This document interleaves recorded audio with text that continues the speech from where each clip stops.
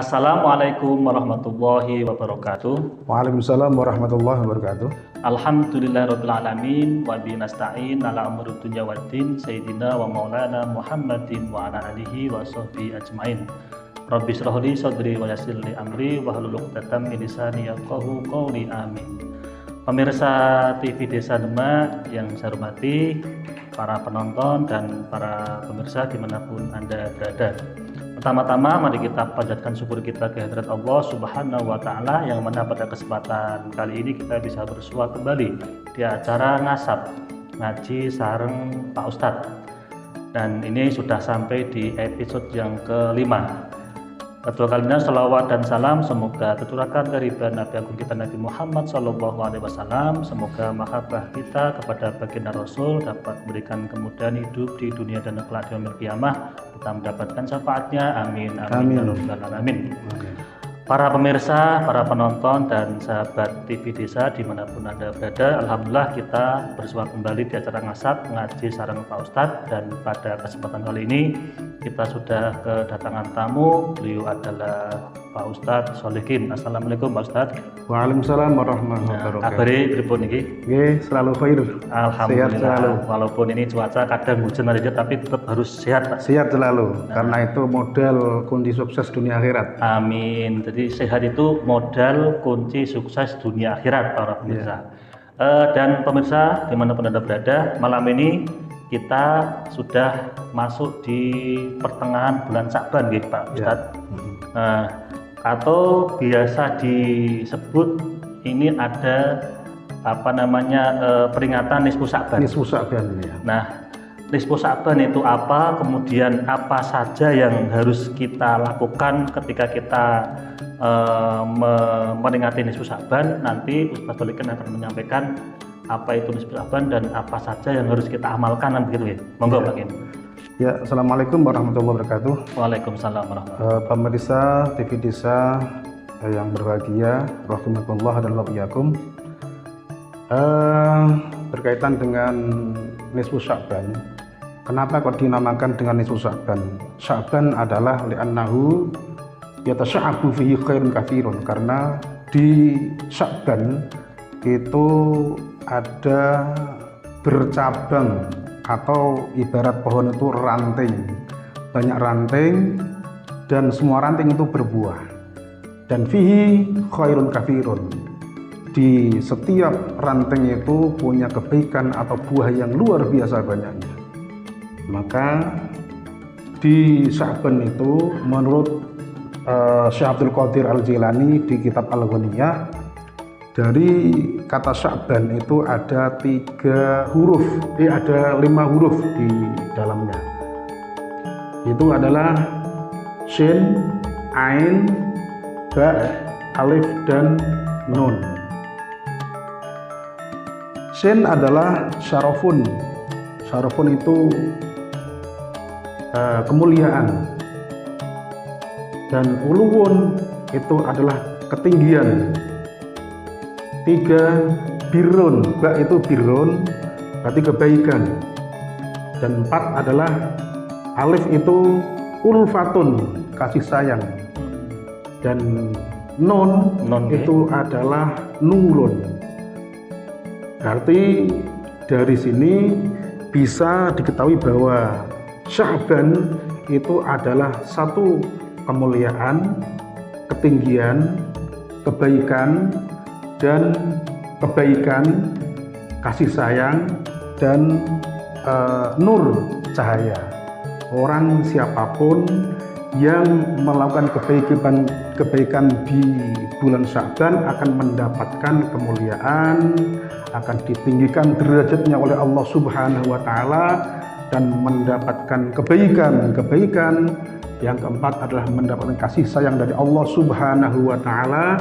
Dan yang terakhir adalah nurun, akan nanti insya Allah akan mendapatkan nur, cahaya dari Allah Subhanahu wa Ta'ala. Amin. Amin. Berarti itu Sya'ban itu tidak hanya sekedar nama, tapi banyak sekali keistimewaan. Ya, kenapa kok istimewa? Karena dari nama saja itu sudah mengandung banyak arti. Tadi ada kemuliaan, kemudian ada Ulfah itu apa Pak Kin tadi? Ulfah kasih sayang. Kasih sayang, kemudian ada ainnya itu ulfa. Uluwun Itu apa? tinggi derajatnya. Tinggi, kemudian ada nun. Nun itu nurun. Nurun, bercahaya. Berarti barang siapa ketika bulan Syaban ini berbondong-bondong untuk mencari pahala beribadah dengan baik, maka akan mendapatkan tadi ada kasih sayang, kemudian tinggi derajatnya, kemudian ada Diberikan kasih sayang oleh Allah Subhanahu wa taala. sampai tadi bercahaya gitu Bercahaya. ya. Oke. Nah, sekarang begini Pak Kim, ketika kita sudah tahu itu Syaban apa, kenapa kok sampai itu bulan sangat istimewa sekali, itu ada alasannya apa itu? Oh iya, karena memang dianjurkan kita untuk berbuat baik, amal-amal kebaikan di bulan Sya'ban. Karena di bulan Rajab, karena Rajab sendiri adalah itu bulan Syahruz Zar'i. Syahruz Zar'i itu bulan untuk kita menanam. Oh, bulan untuk menanam, ya. Itu Rajab. Oke. Masuk di bulan Sya'ban, itu Sya'ban adalah merawat itu ya. Merawat.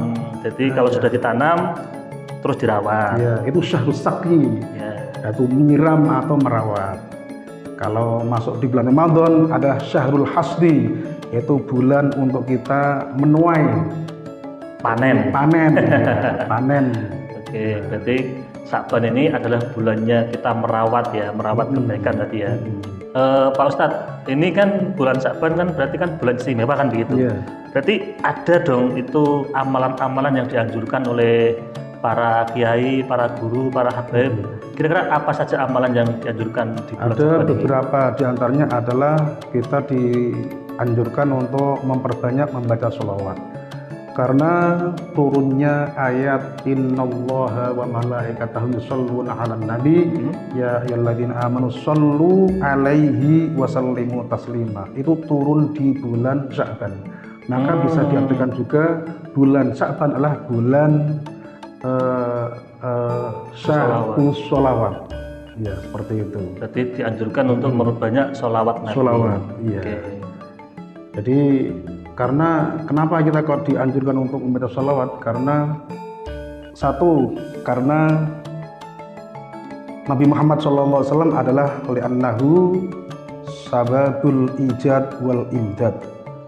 Karena Nabi Muhammad SAW adalah sebabnya makhluk semuanya ini diwujudkan, itu karena sebabnya Nabi Muhammad SAW. Tanpa beliau ini kita tidak akan diwujudkan sama tidak Allah akan diciptakan gitu ya? Diciptakan. Semuanya makhluk. Berarti semuanya nggak hanya manusia? Iya. Semuanya, seluruh alam semesta ini. Berarti jadi wujudnya semua makhluk ini karena wujudnya Nabi Muhammad SAW. Makanya kita dianjurkan untuk berselawat kepada yang kedua itu al-imjad. Al-imjad itu semua kenikmatan yang kita rasakan. Jadi kita punya apapun, kita bisa merasakan kenikmatan yang kita rasakan itu karena wujudnya Nabi Muhammad SAW. Jadi kita memang dianjurkan untuk membaca sholawat, dan apalagi memang ayat perintah sholawat itu turunnya di bulan Sya'ban. Oh, pantesan ada yang mengatakan Sya'ban itu bulannya Nabi, Ramadan bulannya umatnya Nabi itu ya.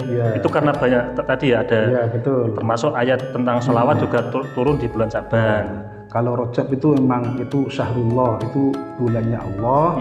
Kalau Sya'ban itu bulannya Nabi Muhammad SAW. Kalau Ramadan itu syahru ummati. Itu bulan umatnya Nabi Muhammad SAW. Berarti dianjurkan untuk memperbanyak membaca sholawat. Apalagi Pak amalan yang harus kita amalkan di bulan Sya'ban ini? Masih dalam keterkaitan dengan sholawat, karena bahkan ibadah mahdoh sendiri itu tanpa sholawat itu pun juga tidak akan diterima. Seperti sholat, sholat itu harus ada sholawatnya. Itu wajib, bahkan masuk dalam kategori rukun qauli. Rukun qauli itu rukun yang harus diucapkan. Ada 5 itu: takbiratul ihram, baca Fatihah, terus tahiyat, sholawat, dan terakhir adalah salam yang pertama. Jadi sholawat itu termasuk rukun qauli yang wajib dilakukan ketika sholat. Ya. Dan rukun qauli itu harus isma' binafsih, harus kita sendiri harus mendengar apa yang kita ucapkan. Jadi nggak boleh dibatin. Nggak boleh dibatin apa gimana? Iya, sampai segitunya. Jadi harus diucapkan sampai telinga kita sendiri juga bisa mendengarkan. Takbiratul ihram, Fatihah, tahiyat. Kalau hanya sebatas dalam hati tidak boleh. Tidak boleh. Oke. Tidak cukup karena itu rukun qauli. Iya. Harus ada talfutnya. Harus dilisankan gitu ya. Ya, seperti itu. Sampai harus kalau seandainya kok dikurangi saja satu tasdid atau satu huruf saja sampai tidak sah sholatnya. Oh, sampai begitu begitunya. Ya, berarti saking pentingnya sholawat, hilang satu tasdid atau huruf itu juga bermasalah dalam sholatnya. Iya, tidak sah sholatnya. Sampai segitunya. Oke, sholawat. Terus apa lagi? Sholawat. Dan yang kedua itu adalah membaca surat Yasin, ya, membaca surat Yasin. Oh, berarti ini amalan ketika kita memperingati malam nisfu Sya'ban. Ya. Jadi pertama sholawat. Kemudian yang kedua membaca surat Yasin. Itu ada waktu yang ditentukan atau tidak, atau sebatas itu ba'dal maghrib. Maghribnya seperti itu. Yeah. Karena waktu yang terbaik itu memang waktu ijabah, itu waktu ba'dal maghrib. Antara maghrib dan isya itu waktu ijabah. Diusahakan untuk kita membaca surat Yasin itu 3 kali di waktu ba'dal maghrib. Dan perlu kita ketahui bahwa huruf Yasin itu ada 30.068. Itu hurufnya Yasin. Di surat Yasin. Ya. Dan ayatnya ada 83 ayat Yasin. Okay. Ayat Yasin. Dan 80 itu dibagi 4 berarti 20. 20 yang pertama, orang yang membaca Yasin itu akan dihilangkan kerupekannya. Oh, kesumpekannya. Iya.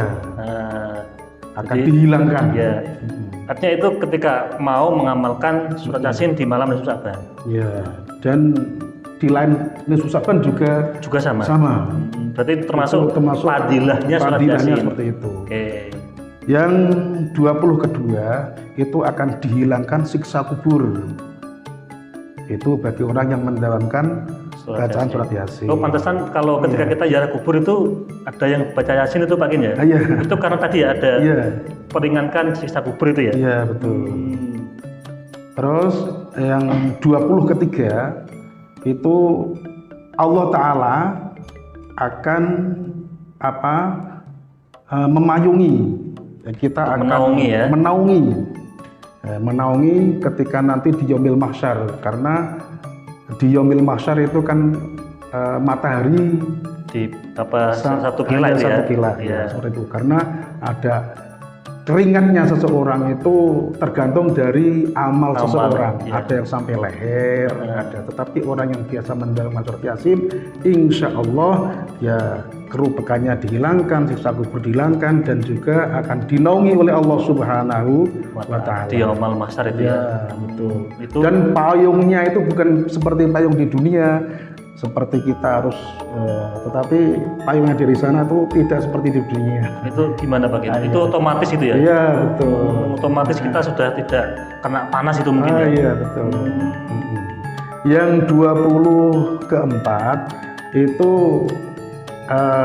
malaikat nanti disuruh oleh Allah Subhanahu wa Ta'ala untuk membawakan pakaian bagi orang yang mendawamkan membaca surat Yasin. Jadi langsung diberi pakaian, karena ketika orang angitnya dari kubur, dibangunkan dari kubur, itu kan di Yaumil Mahsyar sana itu tanpa sehelai pakaian. Iya. Nah, Jadi itu khusus untuk orang yang biasa mendalamkan surat Yasin itu nanti akan diberi pakaian oleh pakaian malaikat surga, ya. ya. Berarti Seperti itu. nanti ada kelihatan ya. Oh, berarti kalau ini berpakaian berarti di dunia itu semasa hidupnya mendawamkan surat Yasin gitu Yasin, pastinya. betul. Terus itu kan sudah 80. Yang tiga itu satu itu Allah Ta'ala akan memberikan rahmat. Yang kedua, Allah Ta'ala akan memberikan kenikmatan. Dan yang ketiga, Allah Ta'ala akan memberikan syafaat. Lewat tadi surat Yasin itu. Iya, nanti 83. Seperti itu. Dan dianjurkan untuk 3 kali dibaca di nisfu Sya'ban, malam nisfu Sya'ban batal maghrib itu. Setelah Yasin yang pertama, kita minta untuk dipanjangkan umur kita dan fi afiatin wa sihhatin. Panjang umur, sehat, walafiat. Itu ya. pertama, saksi pertama. Yang kedua, agar dijaga dari afat dan bala. Dijaga dari mara bahaya. Mara bahaya. Seperti sekarang itu kan Masya Allah. Iya, banyak sekali bencana. Itu mungkin juga karena kita. Berarti besok malam Sya'ban baca Yasin adalah termasuk solusi gitu ya? Ya, diantaranya seperti itu. Yang ketiga akan mudah-mudahan dengan kita membaca Yasin yang ketiga ini kita minta agar diberikan kelapangan rezeki. Ya. Biar rezekinya lancar, terus bisa beribadah dengan baik karena tadi rezekinya itu dimudahkan. Tadi ya malam Sya'ban baca Yasin. Ya, betul.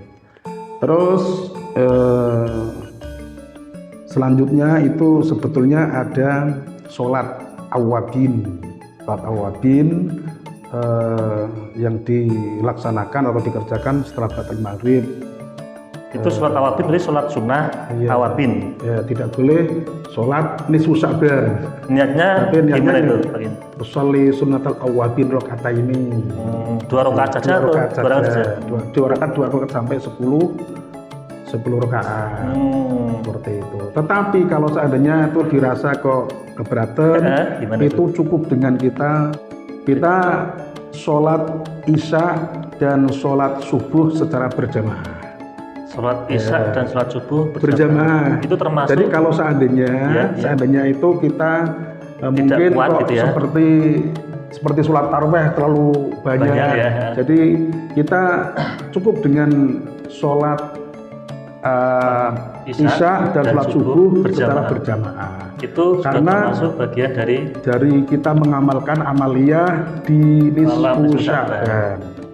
Oke. Karena fadilahnya itu orang yang berjamaah sholat isya secara berjamaah itu mereka seperti orang yang qiyamul lail nisful lail, separuh malam.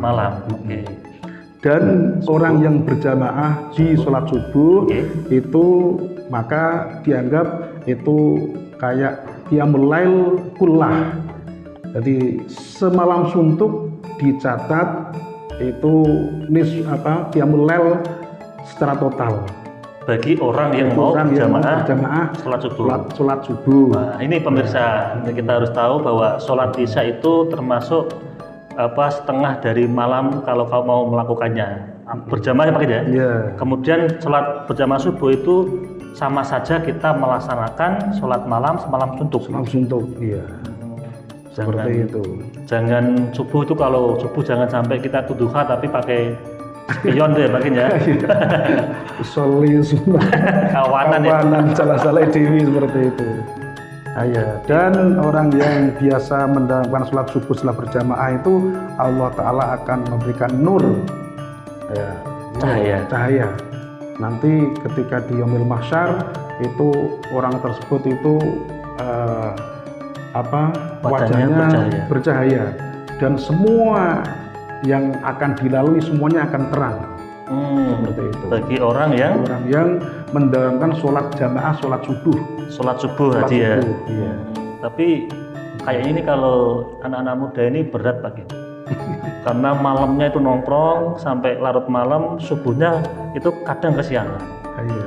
Ini gimana biar kita tuh bisa sholat jamaah subuh gimana Pak Kin? Ada nggak tip khusus? Ya, tipnya ya kita kebaikan itu memang harus didawamkan, dikulinake, dibiasakan. Jadi harus berusaha untuk membiasakan sholat subuh berjamaah.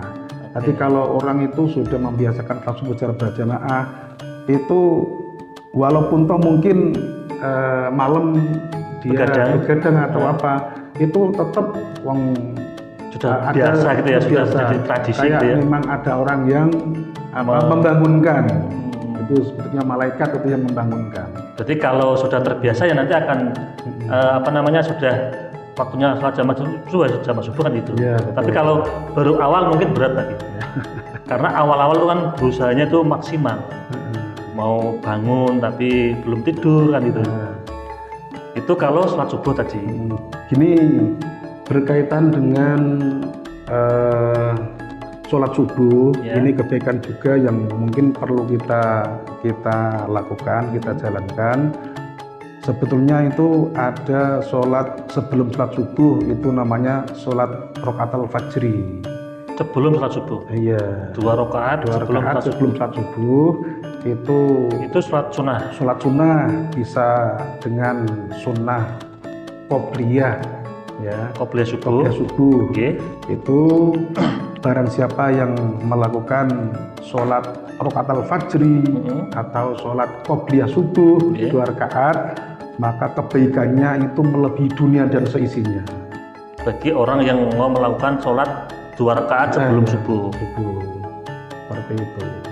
Dan ini usahakan nanti surat yang dibaca itu satu adalah alam nasroh dan keduanya itu alam tarokai.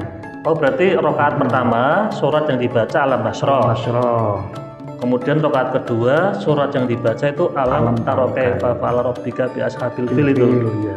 Karena ini menurut sabda Nabi, barang siapa yang membaca surat di sholat rokaatul fajri dengan alamain itu surat yang diawali dengan alam. Oh iya. Alamain berarti alam nasroh, alam tarokai. Maka jawabannya menurut Nabi Muhammad SAW itu adalah lam tusibhu alamun, tidak akan mengidap penyakit dalam. Itu khawasnya manfaatnya itu ya, manfaatnya bagi orang yang mau sholat sunnah 2 rakaat sebelum sholat subuh, kemudian rakaat pertama baca alam nasroh, rakaat kedua baca alam taroh.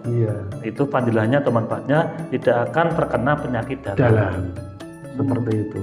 Ini cocok buat kita ini, biar nanti kita itu terhindar dari penyakit dalam. Di samping usaha-usaha secara zuhuriyah, tapi doa dan anjuran dari Nabi Muhammad SAW itu bisa dilakukan. Insya Allah kalau kita yakin, insya Allah itu nanti bisa kita rasakan. Seperti itu. Luar biasa ini manfaatnya, tapi juga berat juga ini kalau kita nggak terbiasa melakukannya. Karena kebaikan itu harus dibiasakan. Harus dibiasakan ya. Kalau setiap kebaikan pasti ada ujian atau cobaan yang harus kita lawan ya Pak. Iya betul. Dan ini perlu juga kita di malam nisfu Sya'ban kita juga usahakan bisa bangun di tengah malam, kita melakukan sholat hajat atau sholat tasbih. Qiyamul lail di malam nisfu Sya'ban. Itu termasuk anjuran Nabi Muhammad SAW, karena ada 5 waktu. Barang siapa yang berdoa di malam itu tidak akan ditolak doanya. Itu termasuk malam mustajab ya. Betul. Ada khamsu awqatin la yuraddu fihin ad-du'a. Jadi doa di 5 waktu itu tidak akan ditolak. Satu adalah Lailatul Jum'ah, malam Jumat. Jadi ada 5 waktu yang ketika kita berdoa tidak akan ditolak. Iya. 1 malam Jumat, oke. 2 itu malam Muharram tanggal 10. Tanggal 10 bulan Muharram. Itu malamnya sholat qiyamul lail kemudian berdoa, doanya tidak ditolak. Ya, yang betul. ketiga, itu yang ketiga Lailatul Nisfi Sya'ban. malam nisfu Sya'ban. Iya, betul. Itu terus yang keempat Pak Kim? Yang keempat itu Lailatul Idain. Jadi hari raya Idul Fitri dan Idul Adha itu usahakan kita bisa qiyamul lail dan kita berdoa minta kepada Allah. Itu termasuk doanya doa yang tidak akan ditolak. La yuraddu fi anna doa. Oke, yang keempat atau lima? Yang 4 dan 5. Iden. Oh, Iden ya, ada 2 itu ya. Malam hari raya Idul Fitri dan Idul Adha. Ya, betul. Termasuk malam nisfu Sya'ban besok itu kalau mau bangun qiyamul lail dan berdoa, insya Allah doanya tidak tertolak. Oke, terus apa lagi yang kita lakukan ketika malam nisfu Sya'ban selain qiyamul lail? Dan tadi ada baca sholawat, membaca yasin, terus sholat sunnah awabin, tapi kalau tidak bisa sholat jamaah isya dan subuh. Apalagi lagi? Dan usahakan kita untuk bisa siam puasa di pagi harinya. Usahakan kita bisa puasa karena Nabi Muhammad SAW itu di bulan selain Ramadan itu bulan yang paling banyak beliau berpuasa adalah bulan Sya'ban. Seperti itu. Jadi dari situ mudah-mudahan kita bisa menjalankan kebaikan-kebaikan yang ada di bulan Sya'ban. Insya Allah ketika nanti masuk di bulan Ramadan kita akan benar-benar jadi syahrul hasdi. Jadi kita bisa panen raya. Panen raya. Karena Rajab itu kan kebaikan 1 itu akan dilipatkan 70. Bulan Sya'ban itu dilipatkan 700. Kalau di bulan Ramadan itu dilipatkan sampai 1000 setiap satu kebaikan. Bahkan sampai tidak terhingga. Wa ana azibi. Aku sendiri Allah yang akan memberikan pahala. Oke, Pak Kin, ini menarik sekali pembahasan kita tentang malam nisfu Sya'ban dan keutamanya. Tapi sebelum lanjut kita akan jeda iklan yang mau lewat dulu. Mau produk Anda dilihat banyak orang? Iklan kesini aja. Produk apa saja? UMKM, makanan, minuman, dan lain-lain. Produk minuman, UMKM lokal. Produk makanan, semakin dikenal, semakin ramai. Gaya hidup, produk UMKM lokal, tas, sepatu, untuk kebutuhan sehari-hari. Produk lokal, pakaian, baju pria, wanita, maupun anak-anak. Silahkan hubungi kami. Marketing kami 0899 5877 588. Nah, Pak Ustadz, ini di bulan Sya'ban itu kan banyak sekali para dai, para kiai, para ustadz itu kan menyampaikan bahwa Sya'ban itu termasuk bulan dilaporkannya amalan ibadah kita selama setahun. Nah, itu bagaimana itu Pak Ustadz? Oh ya, Allah Ta'ala berfirman bahwa la yughadiru shaghiratan wala kabiratan illa ahsaha. Allah Ta'ala akan mencatat shaghiratan wala kabiratan, jadi sedikit apapun dan wala kabiratan yang besar itu Allah Ta'ala akan ahsaha, akan menghitungnya. Jadi amalan kita itu akan ada laporan. Ada 3 ya yang dilaporkan. Jadi ada yaumian itu harian. Harian itu juga ada laporan. Jadi mulai dari pagi sampai sore itu akan amalan kita akan dilaporkan sama Allah Subhanahu. Itu yaumian, harian. Yaumian. Yang kedua adalah usbu'ian. Usbu'ian itu mingguan. Jadi mulai dari hari Senin sampai Kamis. Makanya itu kenapa kok kita disunahkan untuk berpuasa Senin Kemis? Karena Di hari itu. harapannya kita ketika di akhir mingguan itu, Oke. itu akhir catatan kita adalah kita berpuasa. Artinya berarti kalau mingguan itu ketika amal kita dilaporkan itu ketika hari Senin dan Kamis. Kemis, betul. Makanya disunahkan untuk berpuasa sunat Senin Kamis. Kemis. Terus yang ketiga itu ada haulian, itu tahunan. Tahunan. Nah, Kalau tahunan gimana itu, Pak? tahunan itu ya mulai dari Ramadan, Ramadan, dan dilaporkan Sya'ban. Mulai awal Ramadan sampai Syaban, baru nanti Syaban itu dilaporkan, dinaikkan ke Allah gitu ya. Jadi mudah-mudahan dengan Ramadan, karena Ramadan itu Masya Allah, orang itu satu amal kebaikan itu akan dilipatkan sampai 1000 kebaikan. Jadi sampai dilipatkan sampai 1000 hasanah. Iya. Oke. Saking luar biasanya itu bulan Iya. Ramadan ya. Kalau di luar Ramadan itu mungkin satu hasanah kebaikan itu dilipatkan sampai 10. Tetapi kalau Ramadan itu sampai 1000, bahkan Sampai tak terhingga. Ya. Ya. Sampai seperti itu. Bahkan orang ngaji Orang Orang itu gimana ngaji. Pak Kir?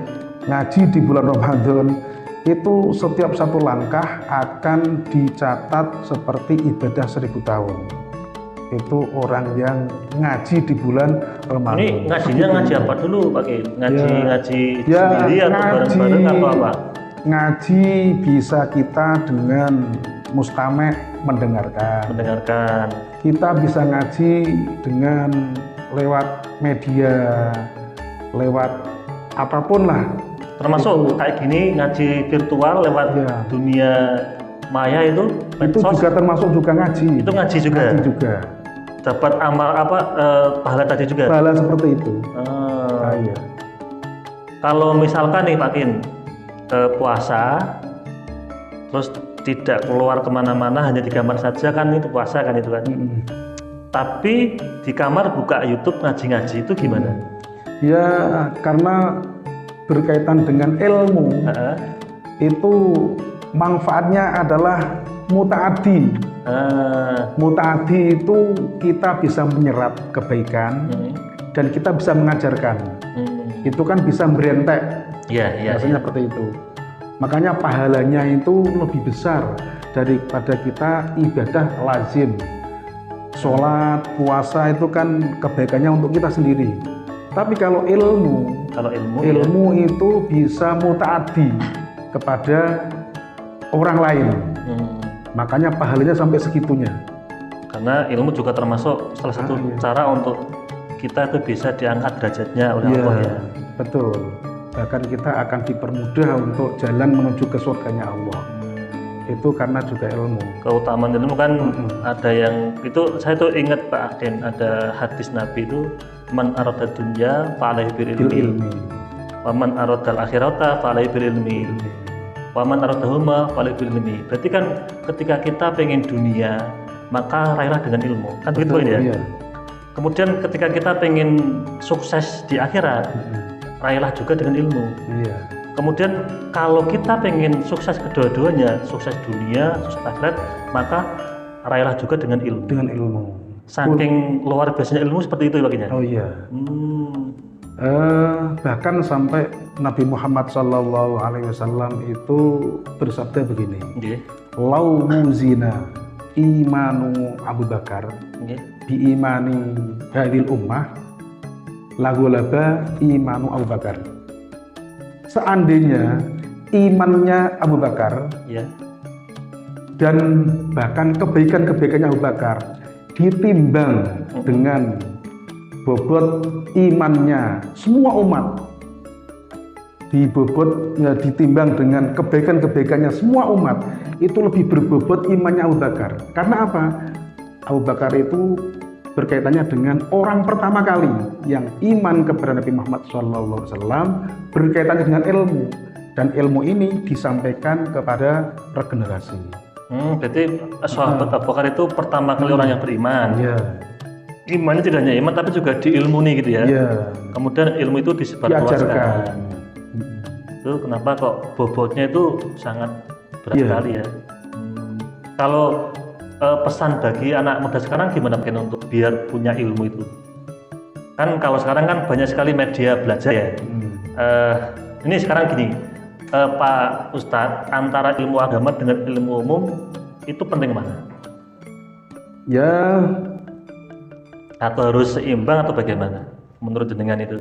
Kan sekarang banyak nih anak-anak muda yang lebih condong kita belajar ilmu umum saja, ilmu agama nanti saja, itu kan salah satu menurut saya itu hal yang kurang baik kan gitu.